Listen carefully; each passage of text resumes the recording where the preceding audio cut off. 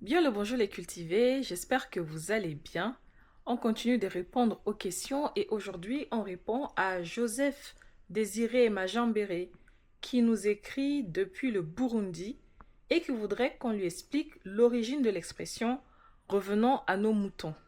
L'histoire de cette expression est aussi drôle qu'inattendue. D'abord sa signification. Cette expression signifie qu'il faut revenir au sujet principal d'une conversation après une digression ou une interruption. On l'utilise quand quelqu'un s'écarte du sujet et qu'on veut le recentrer. Mais d'où est-ce qu'elle vient exactement cette expression? Pour vous en faire un peu l'historique. Vers 1460, une pièce de théâtre connaît un immense succès sur les places de village en France.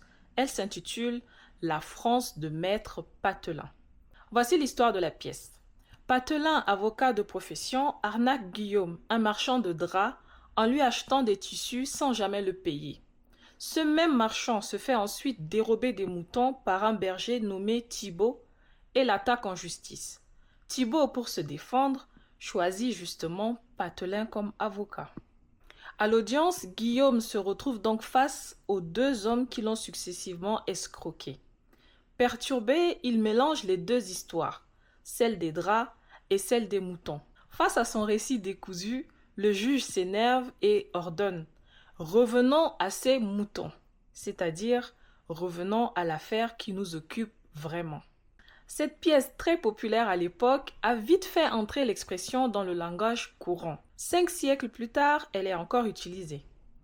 Donc la prochaine fois que quelqu'un s'égare dans une conversation, vous savez lui dire « Revenons à nos moutons ». J'espère avoir répondu à la question, n'hésitez pas à compléter. Je vous dis à bientôt pour un nouveau sujet. En attendant, prenez soin de vous.